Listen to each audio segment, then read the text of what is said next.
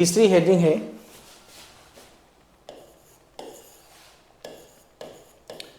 रूप या प्रयोग के आधार पर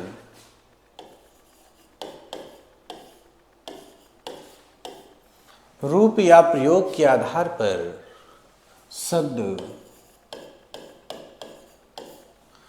रूप या प्रयोग के आधार पर शब्द दो प्रकार के होते हैं।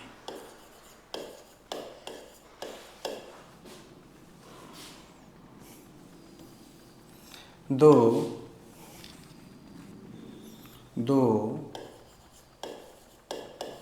प्रकार के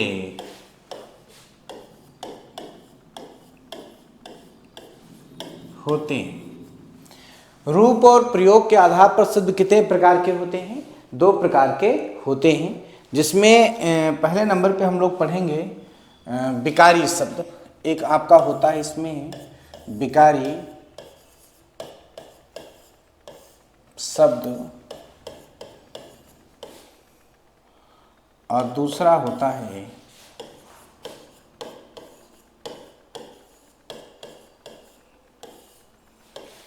अविकारी शब्द। एक विकारी शब्द होता है और एक अविकारी शब्द होता है। ठीक है, अब देखिए शुरुआत हम करते हैं विकारी शब्दों से कि ये विकारी शब्द क्या होते हैं, इसको पढ़ लिया जाए, उसके बाद में अविकारी शब्द की बात होगी। ठीक है, तो शुरुआत करेंगे विकारी शब्दों से। पहली हेडिंग है विकारी शब्द।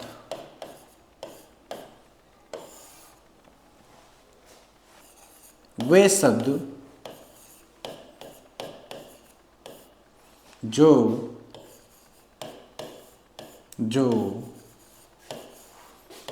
लिंग, वचन, काल, कारक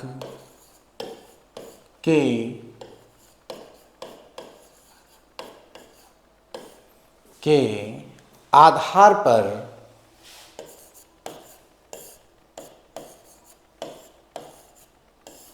आधार पर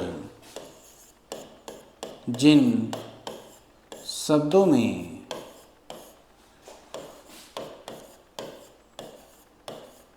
परिवर्तन या रूपांतरण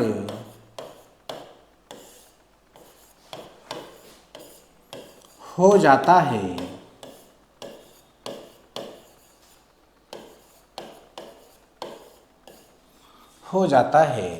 उन्हें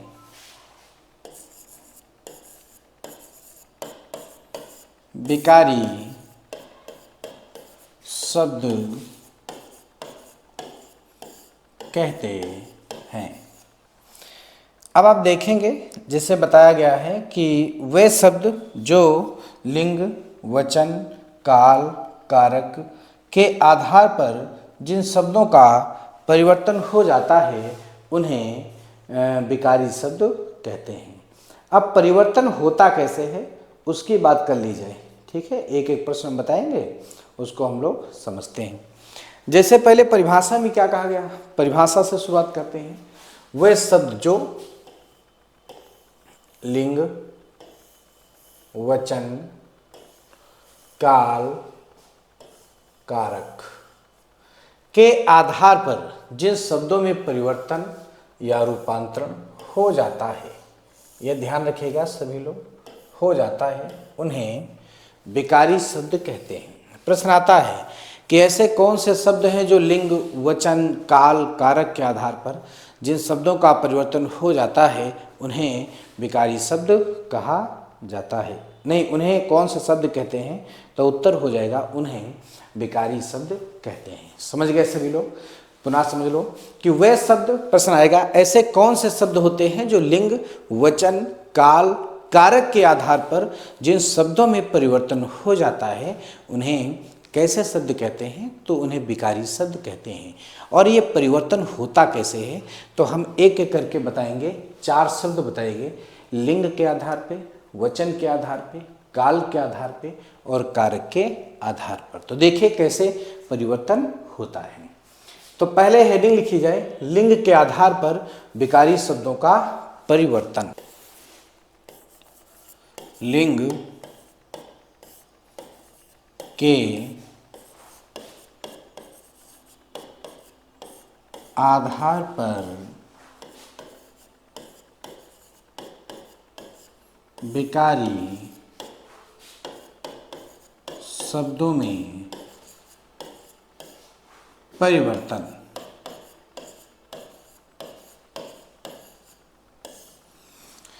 लिंग के आधार पर विकारी शब्दों में परिवर्तन। जैसे आपका एक प्रश्न दिया गया, लड़का, एक प्रश्न है,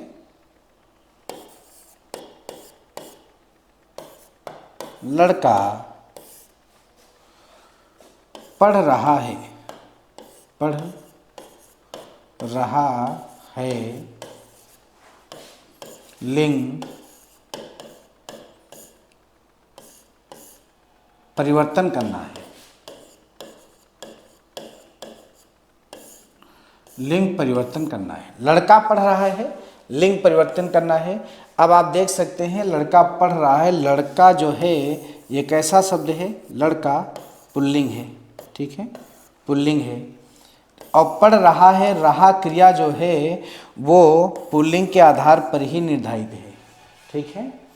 अब अगर लिंग परिवर्तित किया जाए, भाई लड़का तो पुल्लिंग हो गया और पढ़ रहा है, रहा क्रिया किसके आधार पे आधारित है, तो पुल्लिंग के आधार पे। क्योंकि जैसे लड़का कोई है, पुल्लिंग है, तो जब उस शब्दों को बोलेगा, मैं घर जाता हूँ, यही तो बोलेगा, मैं पढ़ता हूँ, मैं खाना खा रहा हूँ, ठीक है। यहीं पे स्त्रीलिंग शब्द हो तो मैं घर जाती हूँ, तो जाति क्रिया कब आई, जब स्त्रीलिंग शब्द हो गया। तो क्रिया का निर्माण भी लिंग के आधार पर ही होता है। तो जैसे लड़का पुल्लिंग है तो क्रिया जो है यहाँ पे देखेंगे रहा की बात हो रही है। और जैसे ही आप लिंग परिवर्तित करेंगे, तो लड़का का लिंग परिवर्तन करेंगे तो क्या बनेगा, लड़की। क्या बनेगा, लड़की, लड़की पढ़ रही है, लड़की पढ़ रही है। अब आप देखिए जो शब्द दिए गए उसमें लड़की स्त्रीलिंग हो गई, लड़की शब्द कैसा हो गया, स्त्रीलिंग हो गया। और क्रिया की अगर बात की जाए तो देखो क्रिया रही हो गई, ठीक है। तो अब क्रिया किसके आधार पे है, स्त्रीलिंग के आधार पे है। और पहले क्रिया किसके आधार पे है, देखो पुल्लिंग के आधार पे है। तो आप देख सकते हैं कि लिंग के आधार पर अगर शब्दों में परिवर्तन हो जाता है तो कैसा शब्द कहलाता है, विकारी शब्द कहलाता है। समझ में बात आ गई। अब हम लोग दूसरी हेडिंग लिखेंगे, वचन के आधार पर विकारी शब्दों में परिवर्तन, ठीक है। देखिए वचन के आधार पर विकारी शब्दों में परिवर्तन। वचन के आधार पर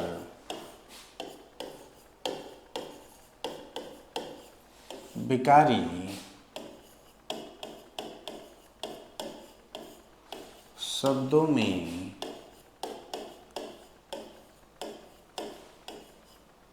परिवर्तन।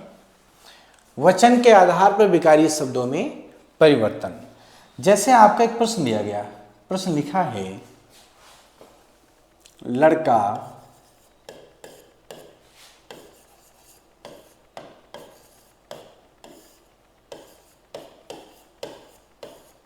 दौड़ रहा है, लड़का दौड़ रहा है।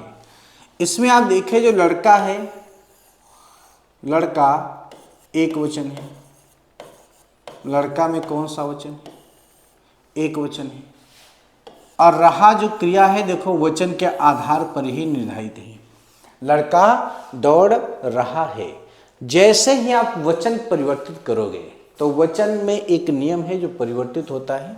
यहां पे लिख देता हूं, देखिए, जिन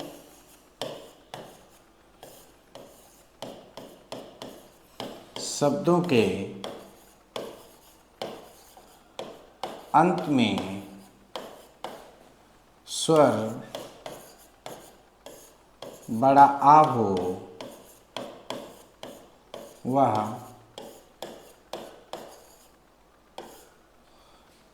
वह जिन शब्दों के अंत में स्वर बड़ा आ हो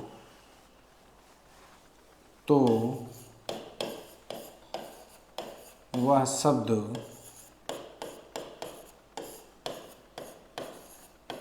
एक वचन में होता है। एक वचन में होता है। ए का प्रयोग करके उसे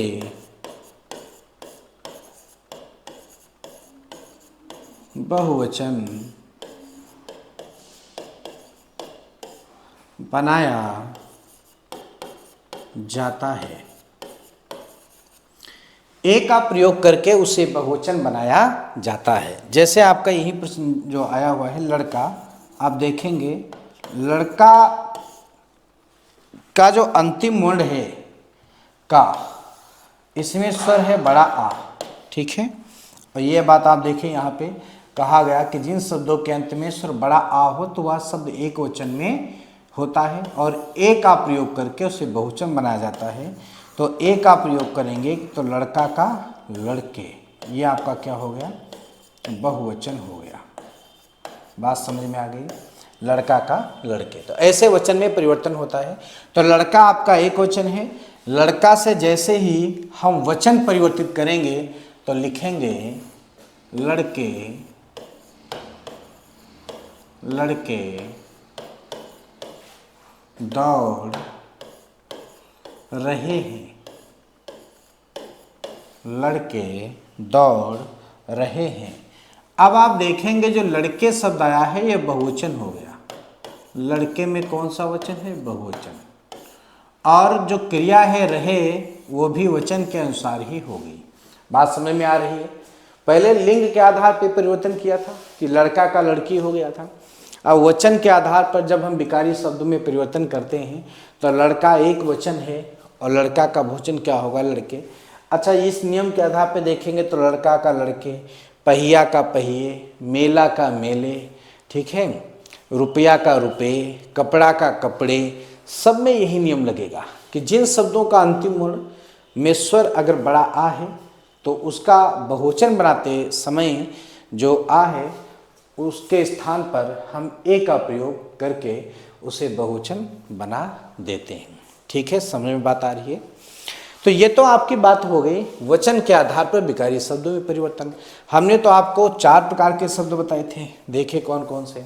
लिंग के आधार पे हो गया, वचन के आधार पे हो गया, अब काल के आधार पे परिवर्तन कैसे होता है। नियम नंबर 3, नियम नंबर 3, काल के आधार पर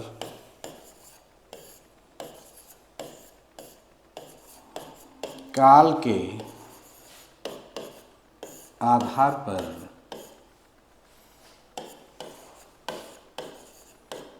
विकारी शब्दों में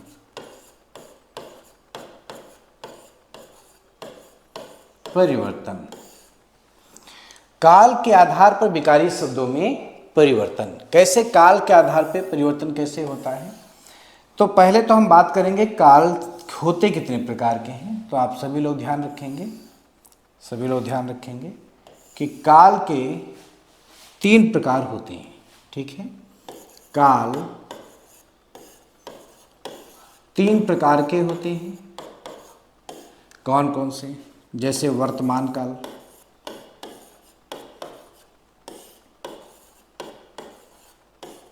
भूतकाल,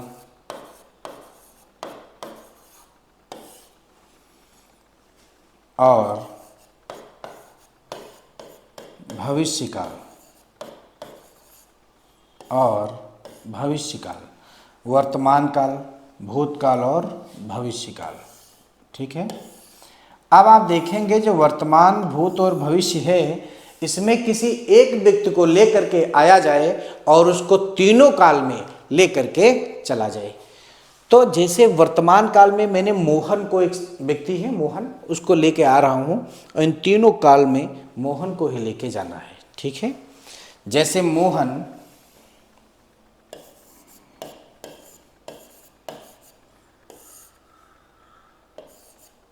पढ़ता है, फिर मैंने लिखा मोहन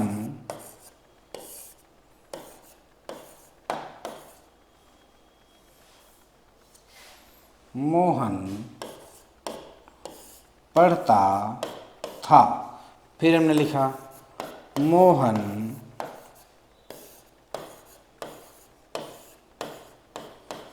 पढ़ेगा। ठीक है।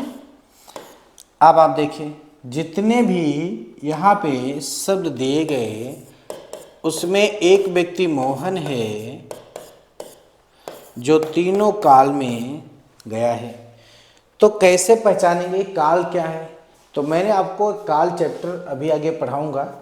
ये जो 3 प्रकार के होते हैं, इसमें वर्तमान काल को हम लोग पढ़ेंगे तो इसके 5 भेद होते हैं, भूतकाल के 6 भेद होते हैं और भविष्य काल के 3 भेद होते हैं।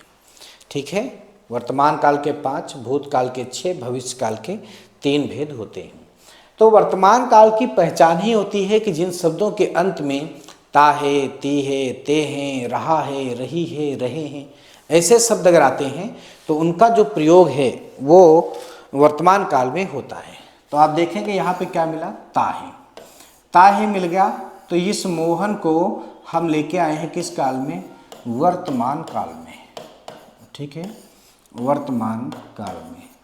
अब दूसरा देखें, मोहन पढ़ता था, तो आप यहाँ देखेंगे ता था मिल गया। ठीक है, मोहन पढ़ता था, ता था मिल गया, तो ये आप देखेंगे भूतकाल में हो गया, भूतकाल में हो गया। ठीक है, क्योंकि भूतकाल की पहचान होती है ता था, ती थी, ते थे, रहा था, रही थी, रहे थे, इत्यादि शब्द होते हैं। अब हम देखेंगे अगला प्रश्न क्या दिया है, मोहन पढ़ेगा, तो जिन शब्दों के अंत में गा, गी, गे दिया होता है वहाँ होता है भविष्यकाल, भविष्य काल। ठीक है, तो आप देखें एक व्यक्ति मोहन को काल के आधार पर जब परिवर्तन किया गया तो तीनों काल में लेकर के जाया गया। ठीक है, जैसे मोहन पढ़ता था, मोहन पढ़ता है वर्तमान काल में, मोहन पढ़ता था भूतकाल में, मोहन पढ़ेगा भविष्य काल में। तो हमने काल के आधार पर भी विकारी शब्दों में परिवर्तन कर लिया। अब कौन सा बचा आपका, देखते हैं। लिंग के आधार पे हो गया, वचन के आधार पे हो गया, काल के आधार पे हो गया, कारक के आधार पे अब हम लोगों को पढ़ना है। चौथा जो पॉइंट है, कारक के आधार पर विकारी शब्दों को पढ़ना है। ठीक है, चलिए देखा जाए अगला पॉइंट।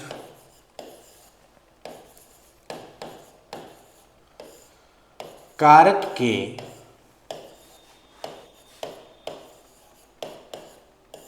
आधार पर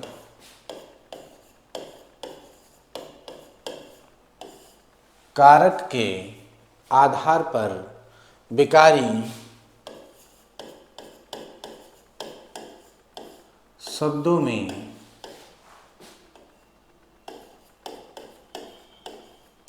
परिवर्तन, कारक के आधार पर विकारी शब्दों में परिवर्तन, कारक के आधार पर विकारी शब्दों में परिवर्तन। अब हम एक प्रश्न लिख रहे हैं फिर परिवर्तन करते हैं। जैसे एक प्रश्न है, मोहन ने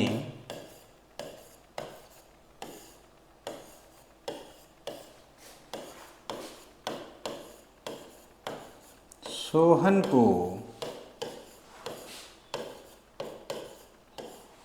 पत्र लिखा। एक प्रश्न और लिख रहा हूं,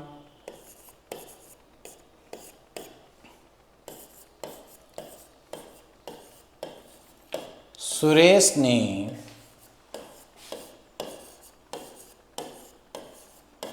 महेश को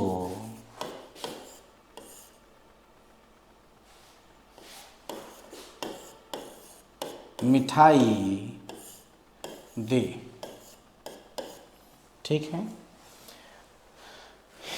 इसका एक रूप परिवर्तन कर रहे हैं, उसके बाद हम समझाने का प्रयास करते हैं। जैसे एक प्रश्न और लिख रहे हैं यहाँ पे, सोहन ने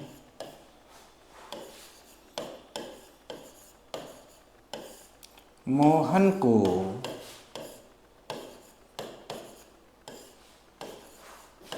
पत्र का जवाब दिया। और एक प्रश्न और लिख रहा हूं, सुरेश ने महेश को मिठाई दी, तो बनेगा महेश ने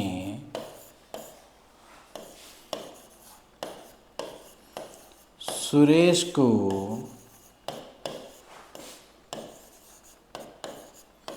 धन्यवाद कहा। ठीक है, अब आप देखिए,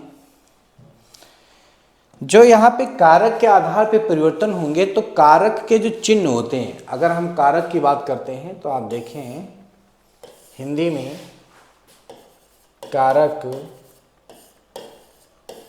के 8 भेद होते हैं। हिंदी में कारक के कितने भेद हैं? 8 भेद होते हैं। ठीक है, जो 8 भेद हैं, जैसे उसमें कर्ता है, कर्म है, करण है, संप्रदान है, अपादान है, संबंध कारक है। ठीक है, कर्तानी, कर्म को करण से, संप्रदान के लिए अपादान से संबंध है, अधिकरण है और संबोधन है, संबोधन कारक। अब आप देखेंगे कुल हिंदी में अगर कारक की बात की जाए, कारक के कितने भेद हैं? 8। कर्ता का चिन्ह क्या होता है? ने, कर्म का को, करण का से और के द्वारा भी होता है, के द्वारा भी होता है, संप्रदान के लिए होता है, अपादान से होता है, संबंध का की के होता है, अधिकरण में और पर होता है, संबोधन हे अरे वाह होता है। ठीक है, तो जो शब्द लिखे हैं, इन्हीं कारक शब्दों के आधार पर, इन्हीं कारक शब्दों के आधार पर आपको ये जो चिन्ह हैं वो दिखाई देंगे। ठीक है, और जब परिवर्तन करेंगे तो इन्हीं चिन्हों को बदला जाएगा। जो आपके परसर्ग दिखाई दे रहे हैं, ये सभी परसर्ग ऊपर से नीचे, दाएं से बाएं हो जाएंगे, या जो उसके साथ में संज्ञा जुड़ी हुई है, संज्ञा में परिवर्तन हो जाएगा। कैसे परिवर्तन होता है, अब देखिए प्रश्न को।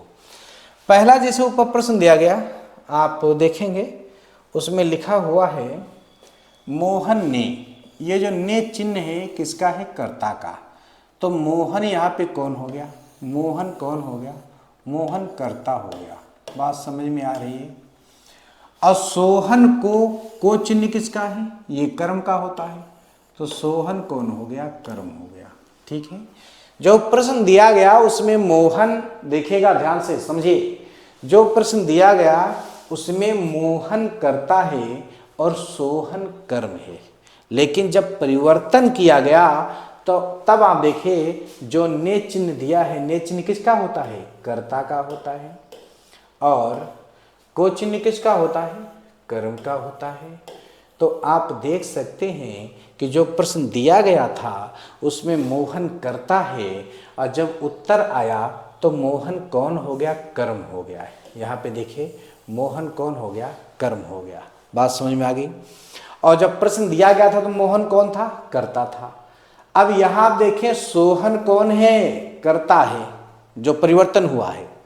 और यहाँ पे सोहन कौन है? यहाँ पे देखिएगा तो कर्म है। यहाँ पे कौन है? कर्म है। तो यही कारक के आधार पर परिवर्तन है। बात समझ में आ रही है सबको? ठीक है, अब इसको हम विस्तार से लिख के बताएंगे। ऊपर थोड़ी जगह कम थी इसलिए मैंने वहाँ पे लिख दिया। अब ये प्रश्न समझ गए हो, इसको अपने तरीके से आप लोग लिख सकते हो, इसमें कोई दिक्कत नहीं है। ठीक है, देखिए जैसे यहाँ पे सुरेश की बात की जाए, सुरेश कौन है? कर्ता है, ठीक है, क्योंकि कर्ता का चिन्ह ने होता है। और यहाँ पे महेश कौन है? देखिए महेश कौन है? कर्म है। कौन है? कर्म है, क्योंकि को चिन्ह जो होता है किसका होता है? कर्म का। जब कारक के आधार पे परिवर्तन करेंगे तो हम इस तरीके से लिखेंगे कि महेश ने सुरेश को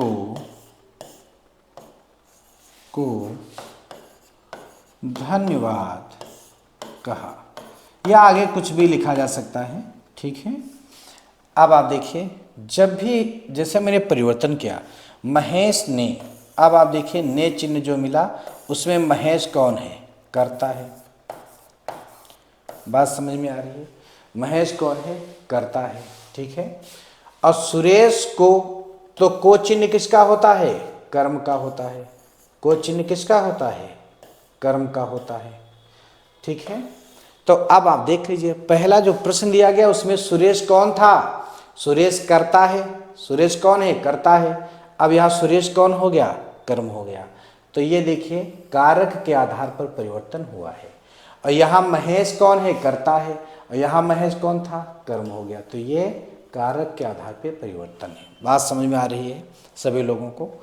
तो जब भी प्रश्न दिया जाएगा तो एक प्रश्न ऐसा होगा, सुरेश ने महेश को मिठाई दी, कारक के आधार पर परिवर्तन करके शब्द बनेगा या कैसा शब्द है? तो 4 ऑप्शन इस तरीके के दिए जाएंगे। तो जिसमें आपको ध्यान रखना होगा कि जो पहले जो प्रश्न दिया गया है उसमें जो कर्ता है वो प्रश्न जो उत्तर होगा उसमें कर्म हो जाएगा, और प्रश्न में जो कर्म है वह कर्ता हो जाएगा। ठीक है, तो ये सभी शब्द कैसे होंगे? ये सब विकारी शब्द होंगे। सबको समझ में आ गया होगा बहुत अच्छे तरीके से।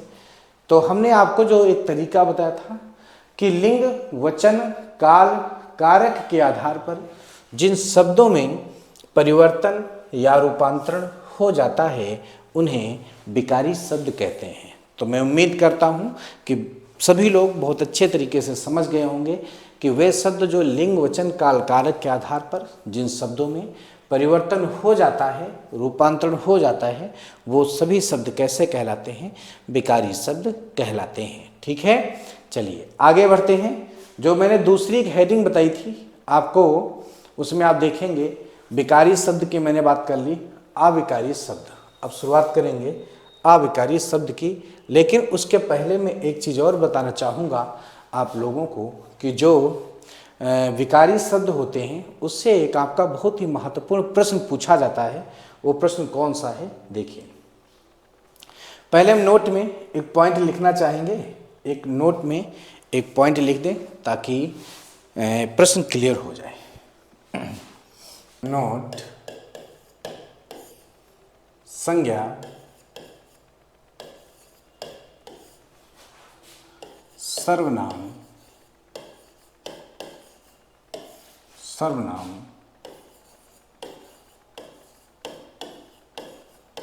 विशेषण, क्रिया, ये चारों शब्द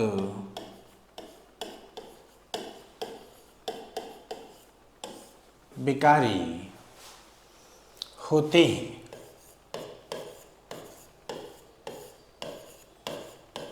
विकारी होते हैं।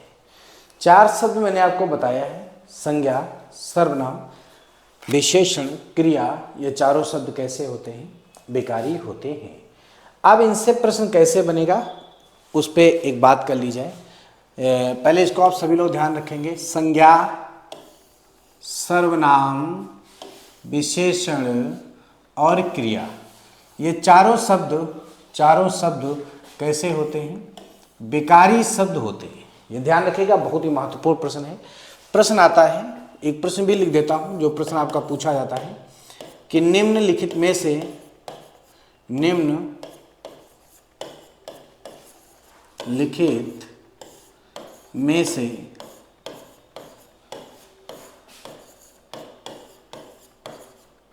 कौन सा शब्द विकारी नहीं है। निम्नलिखित में से कौन सा शब्द विकारी नहीं है। एक ऑप्शन जो है इस तरीके से दिया जाता है, तो देखिए पहला ऑप्शन है, एक प्रश्न इस तरीके का दिया जाएगा जिसमें पहला ऑप्शन दिया गया है संज्ञा,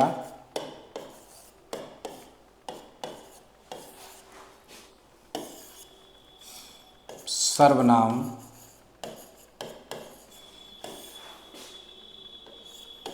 विशेषण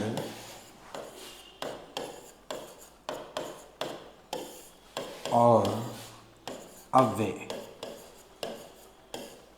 यह बहुत ही महत्वपूर्ण प्रश्न है, यह कई बार परीक्षा में प्रश्न पूछा गया है, तो मैंने पूरा प्रश्न ही बता दिया कि निम्नलिखित में से कौन सा शब्द विकारी नहीं है। और नोट में मैं ऊपर आपको बता चुका हूं कि संज्ञा, ठीक है, संज्ञा, सर्वनाम, विशेषण और क्रिया, ये चारों शब्द कैसे होते हैं, विकारी होते हैं। तो आपका संज्ञा भी, संज्ञा शब्द कैसा हुआ, संज्ञा शब्द विकारी होता है, ठीक है। सर्वनाम शब्द विकारी होता है, ठीक है। विशेषण शब्द विकारी होता है, और जो अव्यय है ये आपका अविकारी होता है, अविकारी होता है। तो जो प्रश्न पूछा गया कि निम्नलिखित में से कौन सा विकारी शब्द नहीं है, तो उत्तर हमारा हो जाएगा डी। डी नहीं है। बात समझ में आ गई? क्योंकि विकारी शब्द आपके चार ही होते हैं जिनमें परिवर्तन होता है। तो वो जो चौथा शब्द है वो आपका यहाँ पे अगर ऑप्शन डी जैसे लिखा होता क्रिया, ऑप्शन डी क्रिया, तो ये चारों शब्द कैसे होते हैं, विकारी होते हैं। चारों शब्द कैसे होते हैं, विकारी होते हैं। तो सबको समझ में बात आ गई होगी कि चार शब्द ऐसे हैं, एक संज्ञा, सर्वनाम, विशेषण और क्रिया, ये चारों शब्द विकारी होते हैं। बाकी जो अव्यय है वो अविकारी होता है। इसके अलावा जो भी ऑप्शन आपको दिया जाए वो सभी कैसे होंगे, अलग हो जाएंगे शब्द। तो सभी लोग समझ गए होंगे बहुत अच्छे तरीके से। ये प्रश्न बहुत महत्वपूर्ण था, इसलिए मैंने लास्ट में ये भी आपको बता दिया। चलिए आगे बढ़ते हैं। अब देखा जाए जो दूसरा भेद था कौन सा, अविकारी शब्द। देखेंगे आप, विकारी मैंने पूरा पढ़ा दिया, अब अविकारी शब्द की बात की जाएगी कि अविकारी और अव्यय जो एक ही बात होती है, अविकारी और अव्यय एक ही बात होती है, तो ये होते क्या हैं, पहले परिभाषा की बात करते हैं और समझते हैं।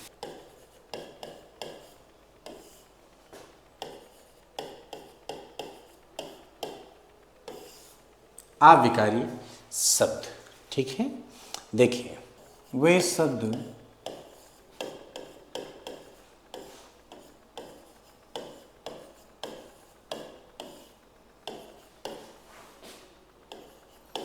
जिनका प्रयोग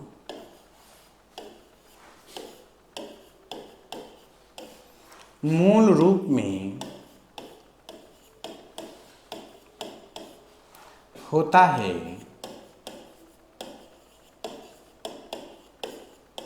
किंतु, वे शब्द जिनका प्रयोग मूल रूप में होता है किंतु लिंग, वचन,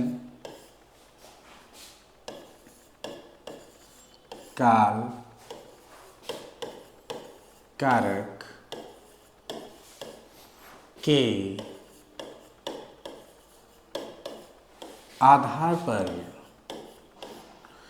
वे शब्द जिनका प्रयोग मूल रूप में होता है किंतु लिंग, वचन, काल, कारक के आधार पर जिन शब्दों का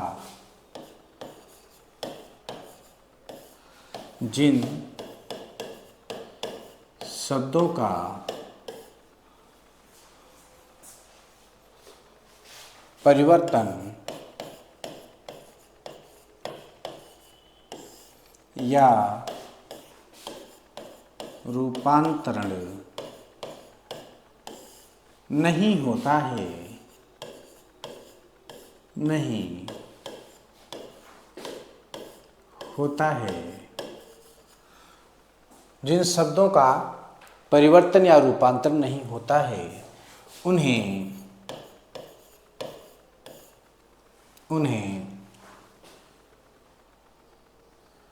अविकारी शब्द कहते हैं।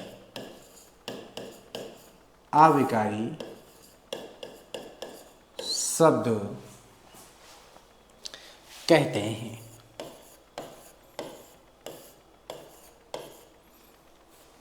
उन्हें अविकारी शब्द या अविकारी शब्द या अव्यय शब्द कहते हैं। एक नोट अगर यहां पे लिखना चाहें तो इस तरीके से समझ लीजिए सभी लोग। सभी प्रकार के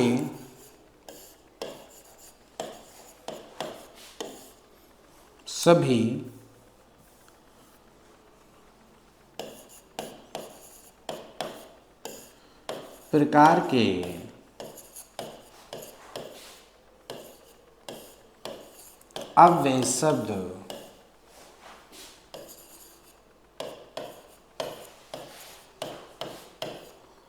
अविकारी शब्द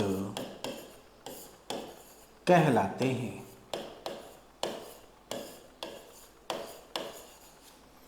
सभी प्रकार के अव्यय शब्द अविकारी शब्द कहलाते हैं।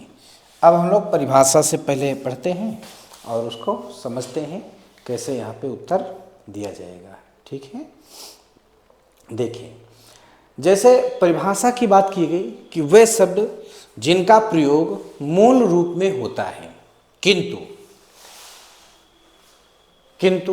लिंग, यहाँ पे देखिए किंतु लिंग, वचन, काल, कारक के आधार पर जिन शब्दों का परिवर्तन या रूपांतरण नहीं होता है, यह बहुत महत्वपूर्ण बात है, इसको ध्यान रखिएगा। परिवर्तन नहीं होता है। अच्छा, यहाँ पे हम लोगों ने जब विकारी की बात की थी तो आप विकारी में देखिएगा, मैंने बताया था आपको कि रूप प्रयोग के आधार पर शब्द दो प्रकार के होते हैं विकारी। हाँ, ये देखिए वे शब्द जो लिंग, वचन, काल, कारक के आधार पर जिन शब्दों में परिवर्तन या रूपांतरण हो जाता है, यहाँ पे देखिए क्या बताया था, हो जाता है। ठीक है, परिवर्तन हो जाता है। और यहाँ पे क्या बता रहा हूँ कि परिवर्तन नहीं होता है, परिवर्तन नहीं होता है। ये बहुत महत्वपूर्ण चीज़ है, इसको ध्यान रखेंगे कि परिवर्तन ना हो तो वह शब्द कैसा होगा, अविकारी होगा, और परिवर्तन हो जाए तो वो विकारी होगा। अब परिवर्तन नहीं होगा तो कौन कौन से ऐसे शब्द होते हैं, जैसे मैं कहूँ आज, आज है तो आज ही रहेगा, उसमें कोई भी परिवर्तन नहीं होगा। कल, परसों, इधर उधर, दाएं बाएं, कैसे, धीरे, तेज, ठीक है, प्रत्येक, अत्यंत, ये सब प्रयोग किए जाते हैं, अविकारी शब्द होते हैं। ठीक है, अब देखिए सभी प्रकार के, क्या कहा गया, सभी प्रकार के अव्यय शब्द अविकारी शब्द कहलाते हैं। सभी प्रकार के अव्यय शब्द अविकारी शब्द कहलाते हैं। जब अव्यय और अविकारी एक ही बात है तो यहाँ पर हम क्यों ना अव्यय चैप्टर ही पढ़ लिया जाए, तो अव्यय चैप्टर को यहीं पे पढ़ा दिया जाए, क्योंकि अविकारी और अव्यय एक ही बात है। तो शुरुआत करेंगे अव्यय से। ठीक है, तो अविकारी के भेद पूछा जाए या अव्यय के भेद पूछा जाए, उत्तर आपको मुख्य रूप से 4 और कुल 5 उत्तर देना है। अव्यय के भेद मुख्यतः 4 कुल 5 होते हैं। जो कुल 5 होते हैं उसमें आप देखेंगे जो कुल 5 मैंने बताया है उसमें एक निपात है आपका, इसे माना जाता है। लेकिन निपात जो है ये शुद्ध रूप से अव्यय नहीं माना जाता है, ठीक है। तो इसीलिए अव्यय के मुख्यतः कितने भेद होते हैं? 4 होते हैं, मुख्य रूप से 4 होते हैं। कौन कौन से 4 हैं देखिए। पहला आप इसमें पढ़ेंगे क्रिया विशेषण अव्यय। पहला कौन सा है? क्रिया विशेषण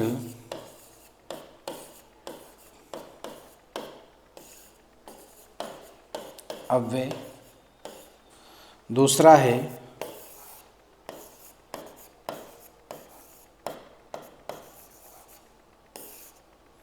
संबंध बोधक अव्यय। तीसरा है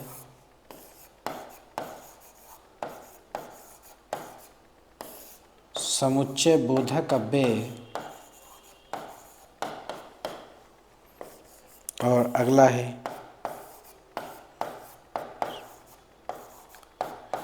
विस्मयादि बोधक अव्यय।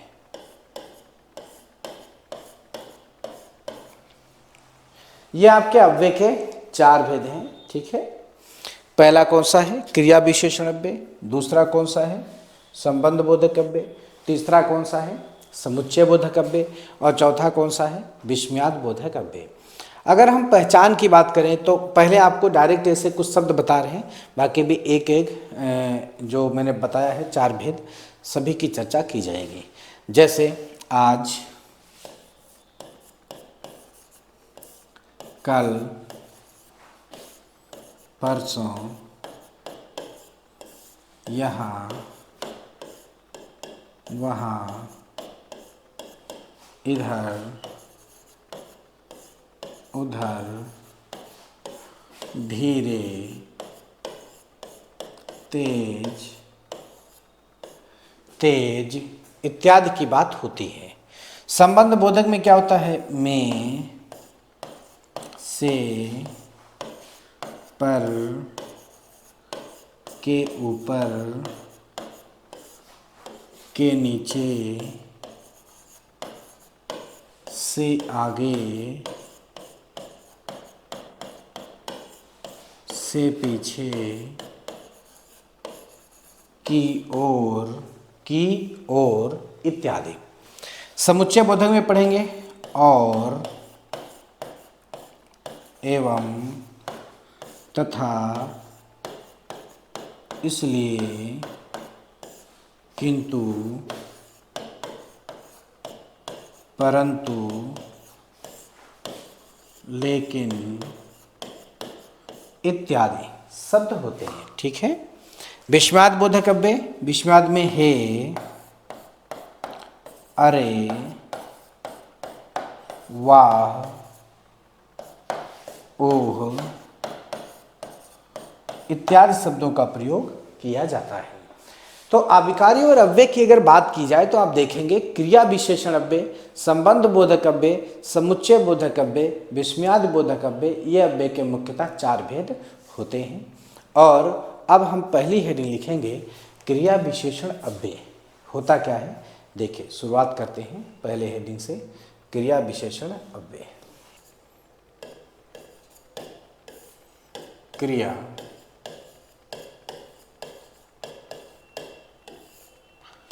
विशेषण अव्यय। क्रिया विशेषण अव्यय।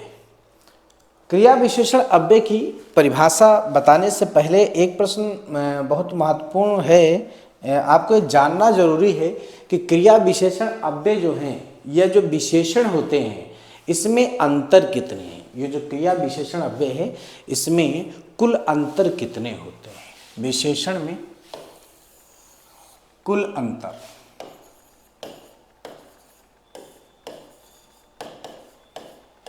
कुल अंतर देखो, एक आपका होता है केवल विशेषण। क्या होता है? विशेषण। एक आपका होता है प्राविशेषण, प्राविशेषण। एक आपका होता है सार्वनामिक विशेषण, सार्वनामिक विशेषण।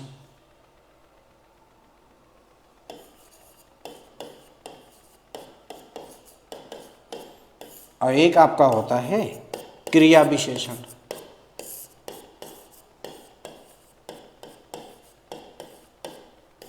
ठीक है, देखिए अगर अंतर की बात की जाए तो चारों में देखो, विशेषण है संज्ञा अथवा सर्वनाम की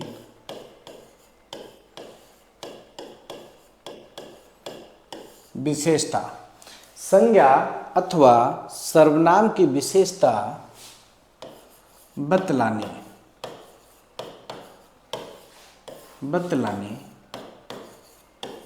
वाले शब्दों को संज्ञा अथवा सर्वनाम की विशेषता बतलाने वाले शब्दों को विशेषण कहा जाता है। ठीक है, यहाँ पे शब्दों को विशेषण कहा जाता है, इसको नोट कर लेना आगे। अब है प्राविशेषण, क्या होता है देखो, वे शब्द जो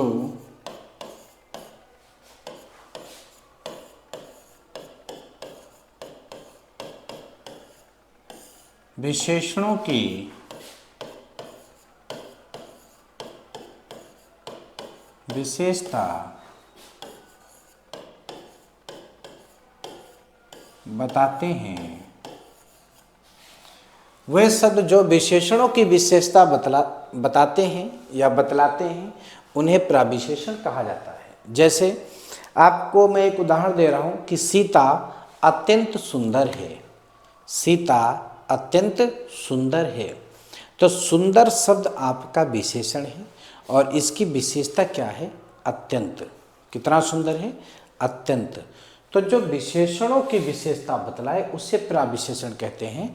तो सीता अत्यंत सुंदर है, तो जो अत्यंत शब्द दिया गया है यही आपका प्राविशेषण हो जाएगा, क्योंकि सुंदर की विशेषता बता रहा है अत्यंत। जैसे एक प्रश्न और बोल रहा हूँ, मोहन बहुत तेज दौड़ता है। तेज विशेषण हो गया, कितना तेज, बहुत। इस तेज की विशेषता जो है, विशेषण जो तेज है इसकी विशेषता क्या बता रहा है, बहुत। तो बहुत आपका प्राविशेषण हो जाएगा। समझ रहे हो बात को। चलिए अब हम बात करते हैं सार्वनामिक विशेषण की। सार्वनामिक विशेषण क्या होता है, देखिए संज्ञा के तुरंत पहले, संज्ञा के तुरंत पहले, संज्ञा के तुरंत पहले, संज्ञा के तुरंत पहले प्रयुक्त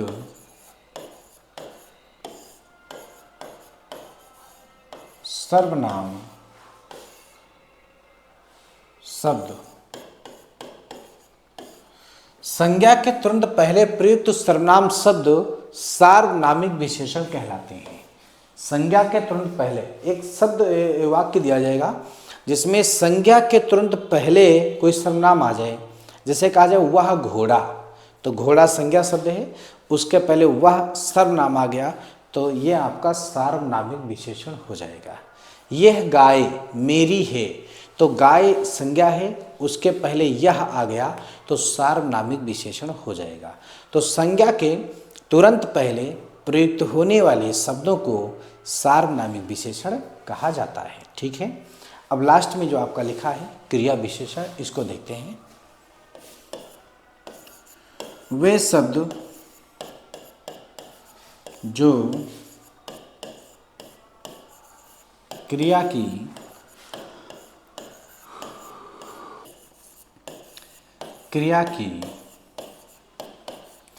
विशेषता का बोध कराते हैं। वे शब्द जो किसी क्रिया की विशेषता का बोध कराते हैं उन्हें क्या कहते हैं? क्रिया विशेषण शब्द कहते हैं। बात समझ में आ रही है? उन्हें क्रिया विशेषण शब्द कहते हैं। तो ये क्रिया विशेषण जो अव्यय है, जो क्रिया विशेषण है, क्रिया विशेषण में कुल अंतर 4 है। एक विशेषण होता है आपका, एक प्राविशेषण होता है, एक सार्वनामिक विशेषण होता है और एक क्रिया विशेषण होता है। ठीक है, तो अब हम लोग शुरुआत करेंगे पहली हेडिंग जो आपकी है, जो अव्यय के मैंने 4 भेद बताए थे, क्रिया विशेषण अव्यय से। ठीक है, चलिए अब शुरुआत करते हैं क्रिया विशेषण अव्यय।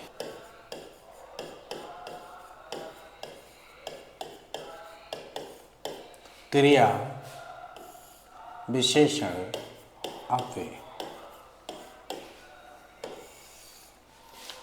क्रिया विशेषण अव्यय वे शब्द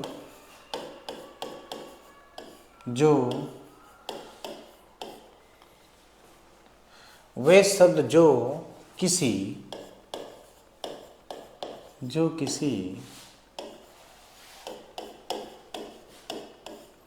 क्रिया की विशेषता का, वे शब्द जो किसी क्रिया की विशेषता का बोध कराते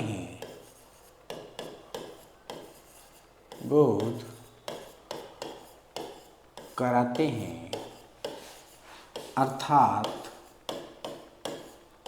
वे अव्यय शब्द जो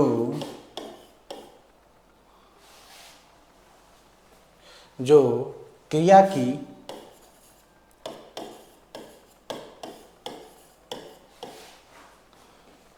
विशेषता,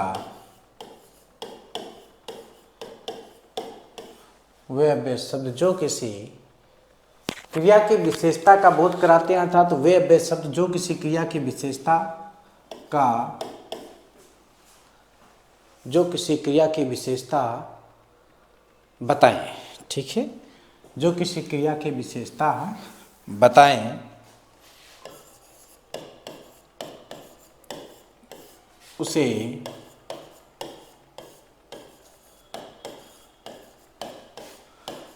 क्रिया विशेषण शब्द कहते हैं। उसे क्रिया विशेषण अव्यय शब्द कहते हैं। क्रिया विशेषण अव्यय शब्द कहते हैं।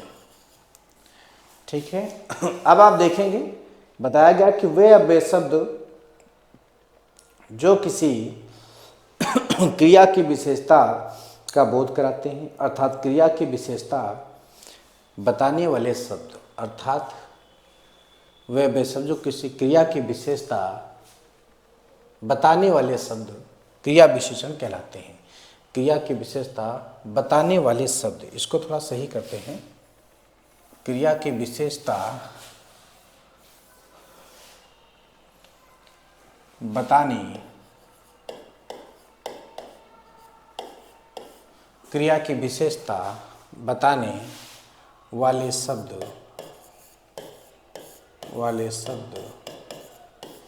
उसे क्रिया विशेषण अव्यय शब्द कहते हैं। ठीक है, वे अव्यय शब्द जो किसी क्रिया की विशेषता का बोध कराते हैं, अर्थात वे अव्यय शब्द जो क्रिया की विशेषता बताने वाले शब्द होते हैं, उसे क्रिया विशेषण अव्यय शब्द कहते हैं।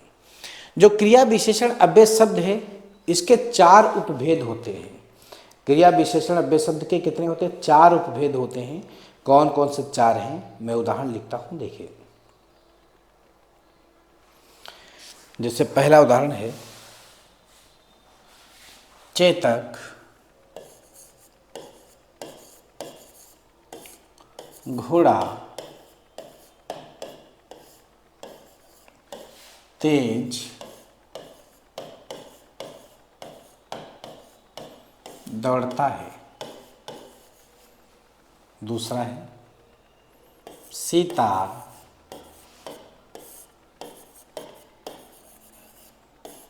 अभी अभी गई है।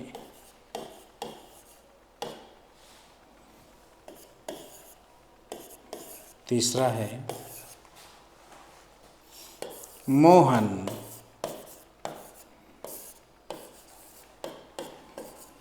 बाहर बैठा है। और अगला है मेरा बहुत खाती है।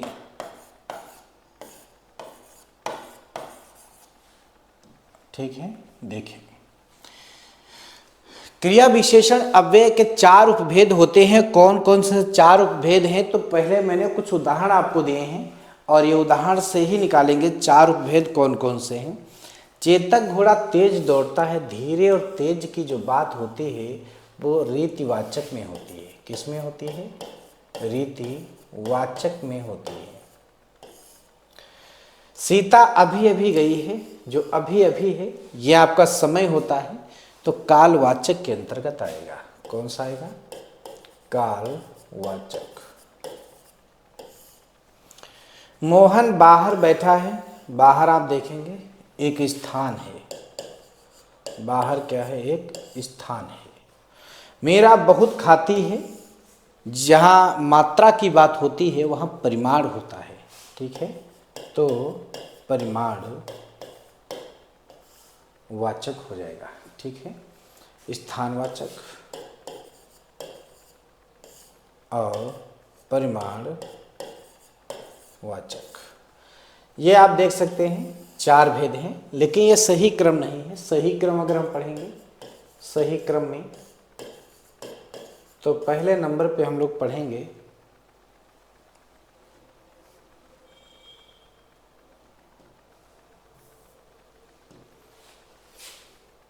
कालवाचक, दूसरे पे पढ़ेंगे स्थानवाचक, तीसरा हम लोग पढ़ेंगे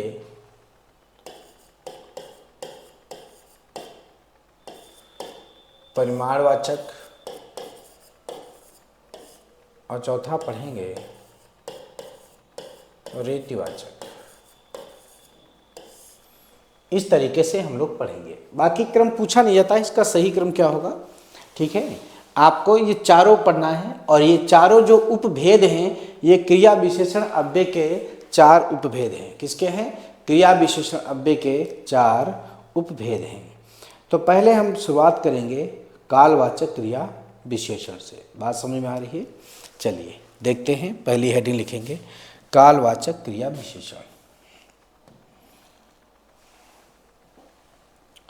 कालवाचक क्रिया विशेषण।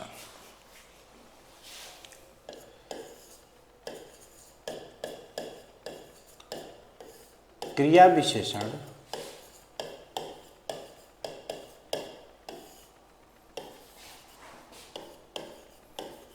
अव्यय के चार उपभेद होते हैं। क्रिया विशेषण अव्यय के चार उपभेद होते हैं जो मैं आपको बता चुका हूं। पहला कौन सा बताया है?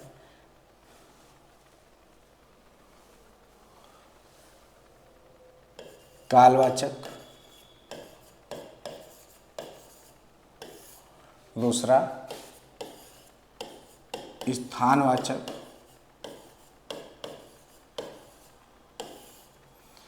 तीसरा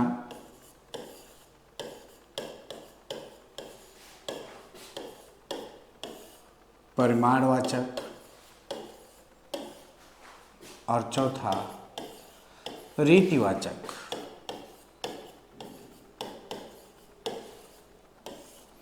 शुरुआत करेंगे कालवाचक से। देखिए, कालवाचक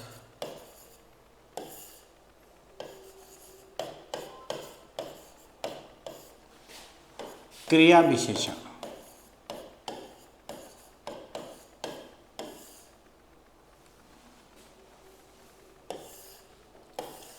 पहला भेद हम लोग पढ़ेंगे, कालवाचक क्रिया विशेषण।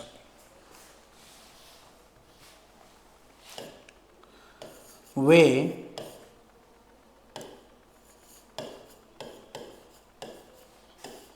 अव्यय शब्द जो किसी वे अव्यय शब्द जो किसी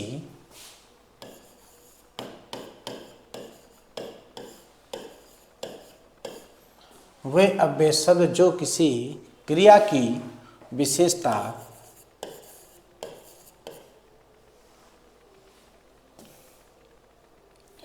वे अव्यय शब्द जो किसी क्रिया की विशेषता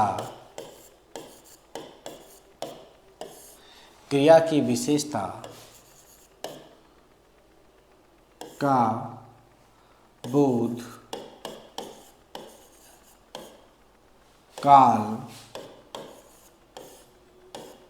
या समय के द्वारा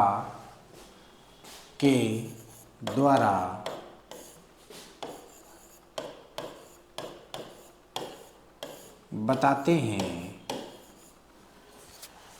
वे अव्यय शब्द जो किसी क्रिया की विशेषता का बोध काल या समय के द्वारा बताते हैं, उन्हें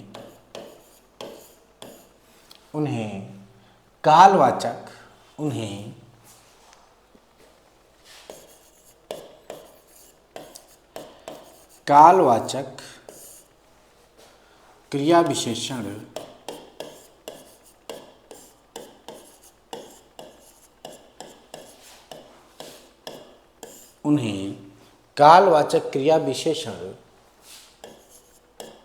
शब्द कहते हैं। वे अव्यय शब्द जो किसी क्रिया की विशेषता का बोध काल या समय के द्वारा बताते हैं। काल या समय, ये बात ध्यान रखेंगे आप सभी लोग, के द्वारा बताते हैं, उन्हें कालवाचक क्रिया विशेषण शब्द कहते हैं।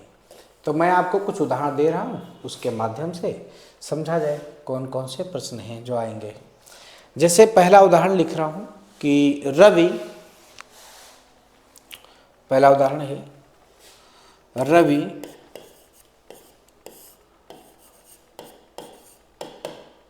प्रातःकाल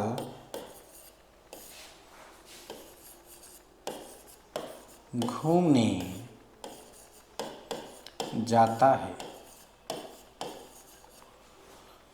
जाता है।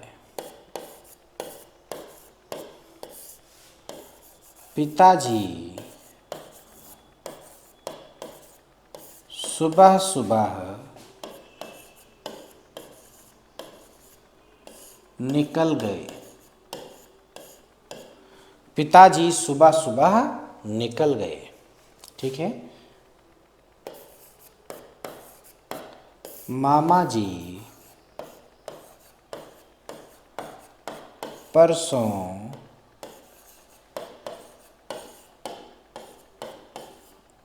आएंगे। ठीक है। और देखिए, तुम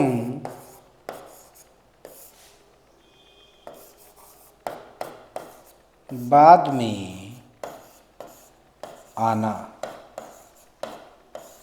तुम बाद में आना। महेश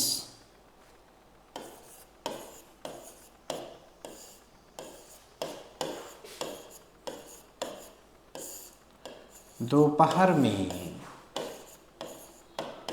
पढ़ता है।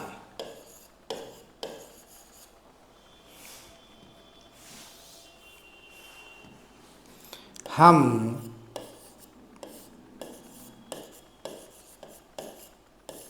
अभी चलेंगे। महेश दोपहर में पढ़ता है, हम अभी चलेंगे। और अगला है सीता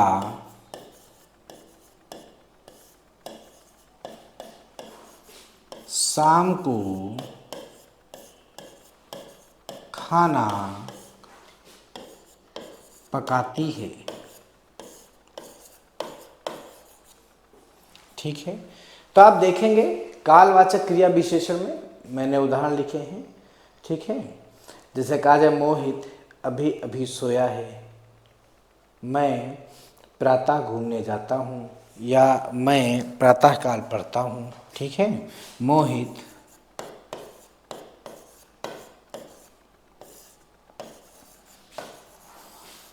अभी अभी सोया है, मैं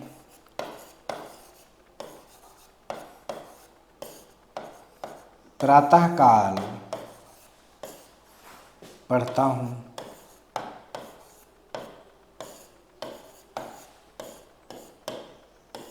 मैं प्रातःकाल पढ़ता हूँ।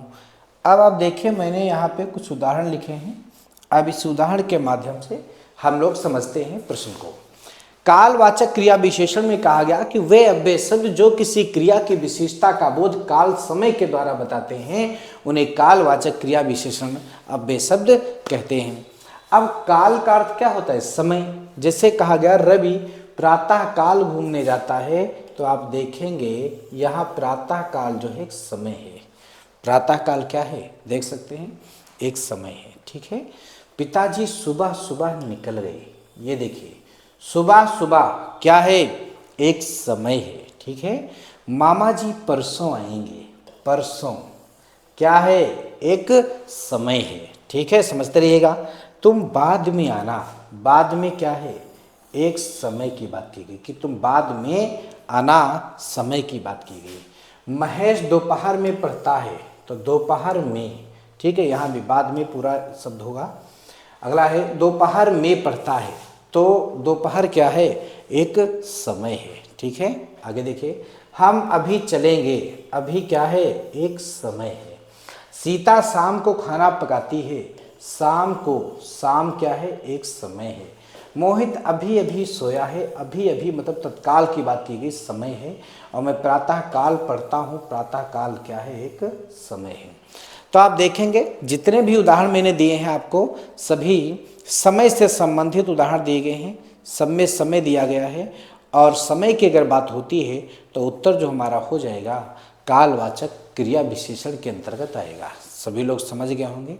ठीक है, तो और भी इसका एक तरीका बता रहा हूँ, बहुत ही आसान तरीका। देखिए एक नोट में एक बात लिख देता हूँ ताकि सभी लोगों को ये ध्यान रहे कि कालवाचक क्रिया विशेषण की पहचान के लिए नोट आगे लिख देता हूँ। देखिए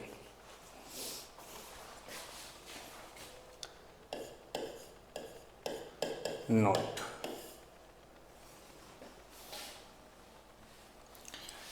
कालवाचक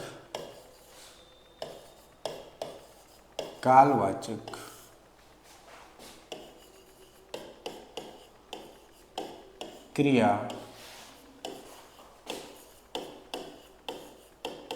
विशेषण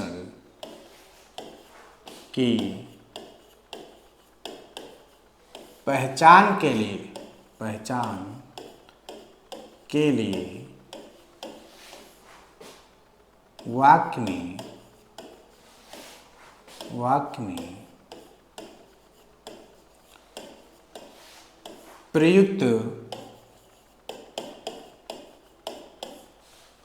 वाक्य में प्रयुक्त क्रिया से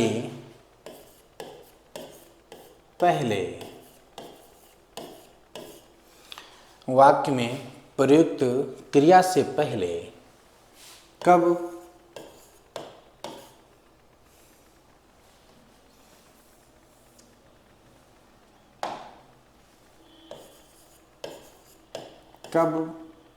से, कब के द्वारा, कब के द्वारा प्रश्न करने पर उत्तर में समय का ज्ञान होता है।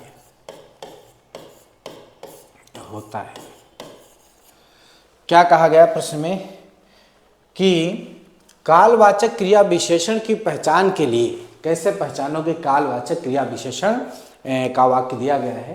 पहचान के लिए वाक्य में प्रयुक्त क्रिया से पहले कब, एक शब्द दिया गया है कब के द्वारा प्रश्न करने पर जो आपको उत्तर मिलेगा, उत्तर में समय का ज्ञान होता है। जैसे पीछे प्रश्न पे आ जाओ। अगर हम प्रश्न में रवि प्रातः काल घूमने जाता है, तो एक चीज़ और मैं बता दूं, यहाँ कहा गया है प्रयुक्त, यहाँ बताया गया प्रयुक्त क्रिया से पहले, वाक्य में प्रयुक्त क्रिया से पहले प्रश्न किया जाएगा। ये भी ध्यान रखना, क्रिया से पहले प्रश्न किया जाएगा। कहाँ पे होगा? क्रिया से पहले।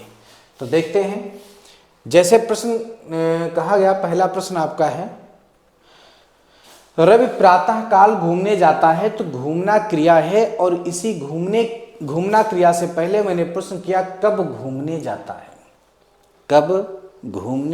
है, तो उत्तर क्या मिला? प्रातः काल क्या है? एक समय है। समझ में बात आ रही है? पिताजी सुबह निकल गए। कब निकल गए? सुबह निकल गए। तो उत्तर क्या हो गया? समय हो गया। समय मिला यहाँ पे, प्रातःकाल समय है तो कालवाचक में आ गया। काल का अर्थ ही होता है समय। मामा जी परसों आएंगे। कब आएंगे? परसों। तुम बाद में आना। कब आना? बाद में। महेश दोपहर में पढ़ता है। यहाँ प्रश्न कर सकते हो,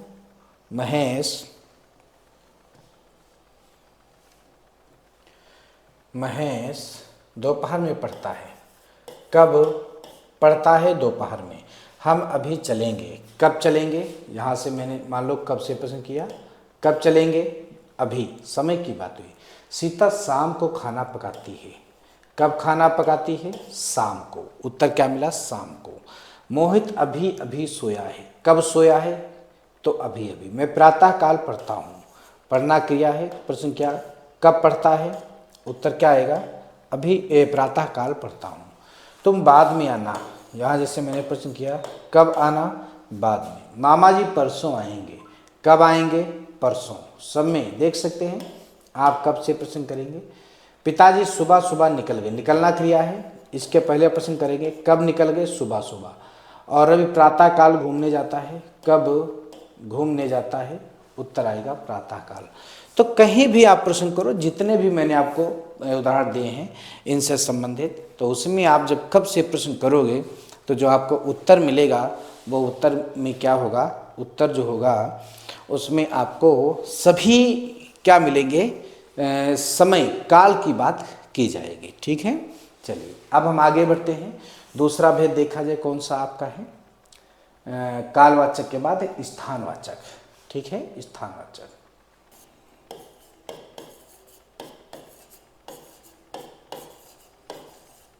स्थानवाचक क्रिया विशेषण। स्थानवाचक क्रिया विशेषण अव्यय।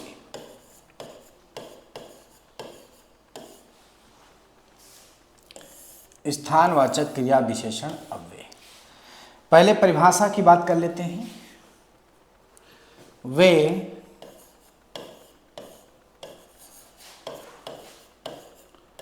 अव्यय शब्द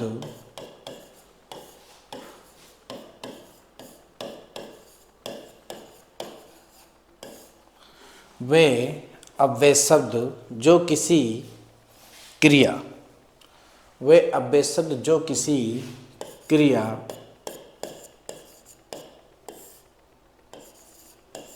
की विशेषता, वे अव्यय शब्द जो किसी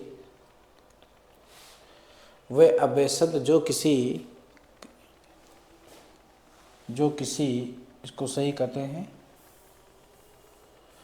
वे अव्यय शब्द जो किसी क्रिया के घटित होने, वे अव्यय शब्द जो किसी क्रिया के घटित होने के स्थान का बोध कराते हैं। ठीक है, वे अव्यय शब्द जो किसी क्रिया के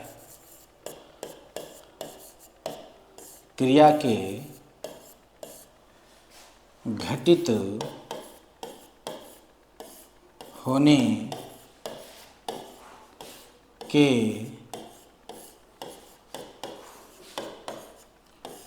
स्थान का बोध कराते हैं।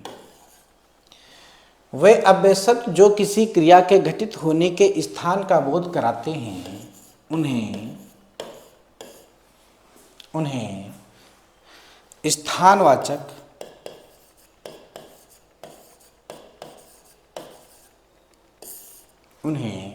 स्थानवाचक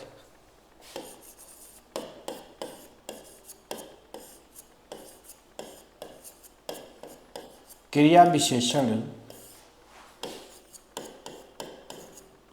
शब्द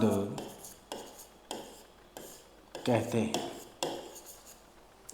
उन्हें स्थानवाचक क्रिया विशेषण शब्द कहते हैं। अब इसमें कैसे उदाहरण आएंगे, कौन कौन से स्थान होंगे? जैसे मान लो हम आपको प्रश्न दें, मोहन बाहर बैठा है, सीमा भीतर खेल रही है। ठीक है, मोहन आगे आगे चल रहा है। देखिए कुछ उदाहरण दे देते हैं, समझते हैं। मोहन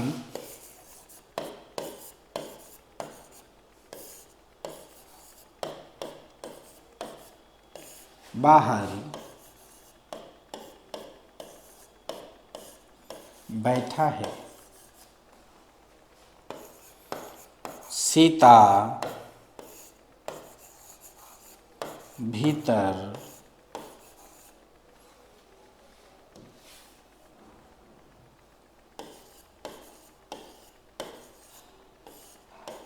खेल रही है।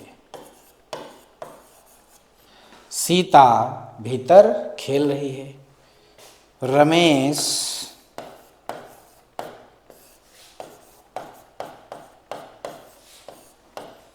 आगे आगे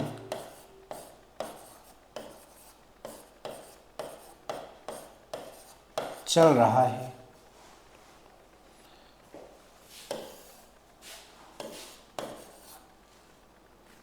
सुरेश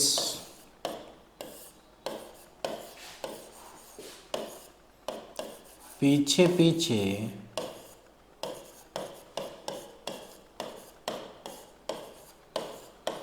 आ रहा है।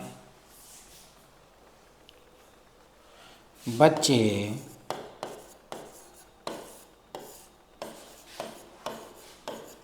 ऊपर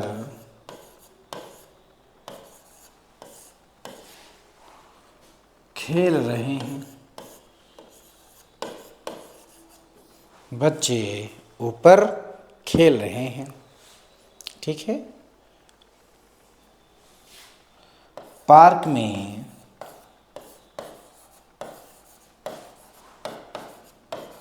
जानवर चारों तरफ घूम रहे हैं।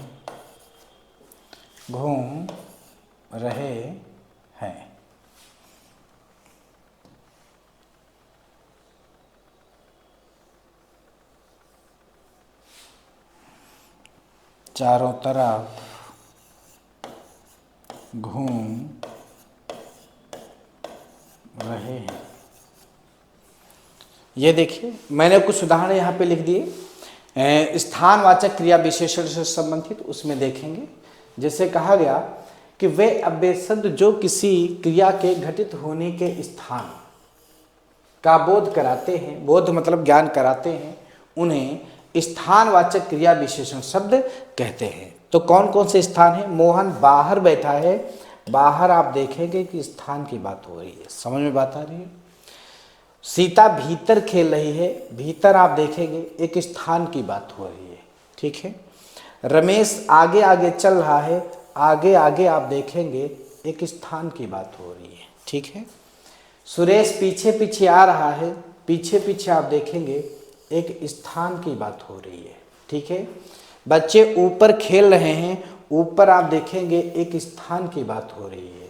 पार्क में जानवर चारों तरफ घूम रहे हैं, चारों तरफ देखेंगे कि स्थान की बात हो रही है। ठीक है।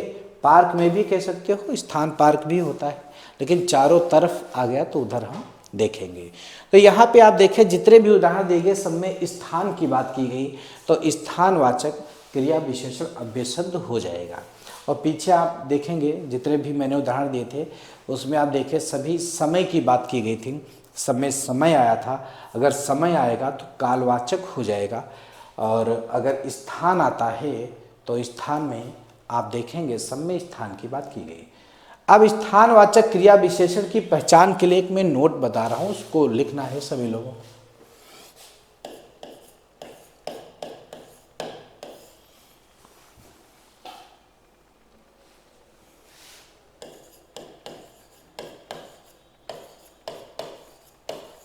स्थानवाचक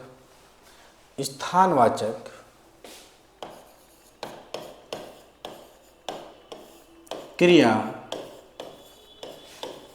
विशेषण की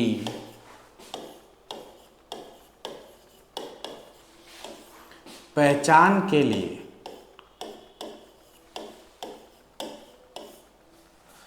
स्थानवाचक क्रिया विशेषण की पहचान के लिए वाक्य में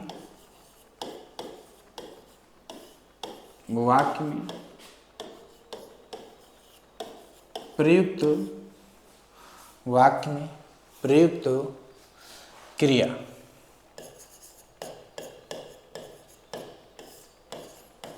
से पहले वाक्य में प्रयुक्त क्रिया से पहले स्थानवाचक क्रिया विशेषण की पहचान के लिए वाक्य में प्रयुक्त क्रिया से पहले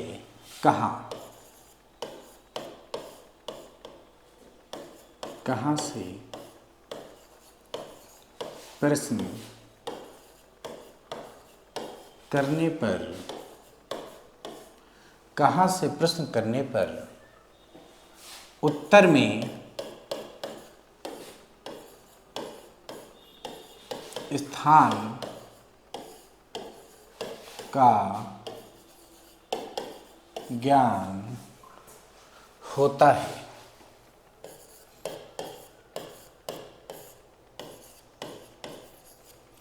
उत्तर में स्थान का ज्ञान होता है। स्थानवाचक क्रिया विशेषण की पहचान के लिए वाक्य में प्रयुक्त क्रिया से पहले कहाँ के द्वारा प्रश्न करने पर उत्तर जो आपको मिलेगा वह स्थान मिलेगा, अर्थात स्थान का ज्ञान, स्थान का बोध होता है। ठीक है। अब हम आपको पीछे जो उदाहरण दिए थे वहाँ लेकर चलते हैं, और जो तरीका बताया है उस तरीके के आधार पे हम लोग देखते हैं कि ये कहाँ से प्रश्न करेंगे। वो भी कहाँ प्रश्न करना है, क्रिया से पहले। इधर देखें, क्रिया से पहले प्रश्न करने पर जो आपको उत्तर मिलेगा वो स्थान ही मिलेगा सब में। ठीक है। स्थान का ज्ञान होता है। जैसे देखिए पीछे आते हैं प्रश्न में, पीछे प्रश्न में देखें, मोहन बाहर बैठा है। अब हम प्रश्न कहाँ से करेंगे? ठीक है, क्रिया से पहले भी करना है, ये ध्यान रखना। देखिए इधर कहाँ से प्रश्न करने पर, कहाँ से प्रश्न करोगे? क्रिया से पहले, क्रिया से पहले प्रश्न करना है। तो आते हैं वापस अपने प्रश्न पे, मोहन बाहर बैठा है। तो अगर यहाँ पे हम प्रश्न करें कहाँ बैठा है, कहाँ बैठा है, तो उत्तर क्या मिलेगा? बाहर बैठा है। समझ में बात आ रही? सीमा भीतर खेल रही है। कहाँ, जैसे प्रश्न किया कहाँ, कहाँ खेल रही है, कहाँ खेल रही है। कहाँ खेलना क्रिया से पहले करेंगे, जगह कम थी तो मैंने यहाँ लिख दिया, ध्यान रखिएगा। खेलना से पहले करेंगे कहाँ खेल रही है, भीतर खेल रही है, भीतर आपको स्थान मिला। ठीक है। अब देखिए रमेश आगे आगे चल रहा है, कहाँ चल रहा है, कहाँ, जैसे प्रश्न किया कहाँ, कहाँ चल रहा है, आगे आगे चल रहा है, तो आगे आगे क्या हुआ, एक स्थान मिल गया, ठीक है। सुरेश पीछे पीछे आ रहा है, कहाँ आ रहा है, प्रश्न जिसे किया गया, कहाँ आ रहा है, पीछे पीछे आ रहा है। बच्चे ऊपर खेल रहे हैं, खेलना क्रिया से पहले प्रश्न करेंगे, ठीक है, कि कहाँ खेल रहा है, तो कहाँ खेल रहा है, ऊपर खेल रहा है। पार्क में जानवर चारों तरफ घूम रहे हैं, प्रश्न किया कहाँ घूम रहे हैं, कहाँ घूम रहे हैं, उत्तर क्या मिलेगा, कहाँ घूम रहे हैं, चारों तरफ घूम रहे हैं, पार्क में घूम रहे हैं। तो आपने देखा बहुत ही आसान तरीके से स्थानवाचक और कालवाचक दो हमने बहुत ही सामान्य तरीके से प्रश्नों को पढ़ लिया। अब हम लोग पढ़ेंगे तीसरा जो भेद है, परिमाणवाचक क्रिया विशेषण, ठीक है, परिमाणवाचक क्रिया विशेषण। तो देखा जाए तीसरा भेद क्या कहता है, कालवाचक हो गया, स्थानवाचक हो गया, तीसरा परिमाणवाचक क्रिया विशेषण। तीसरा भेद है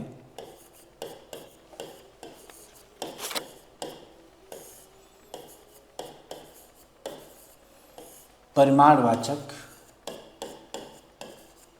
क्रिया विशेषण।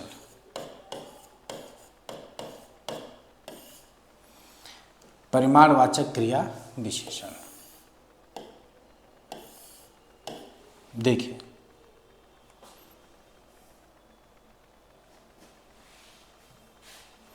वे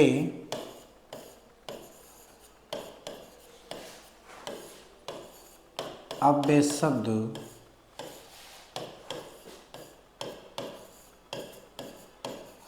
जो किसी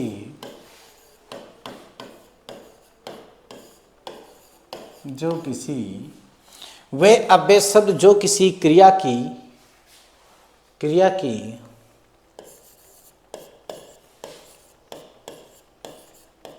विशेषता,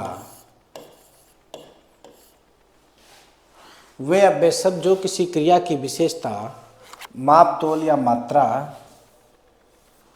विशेषता, माप तोल या मात्रा के आधार पर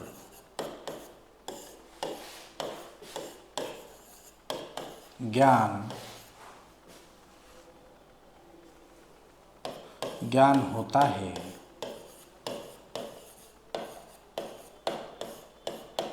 वहाँ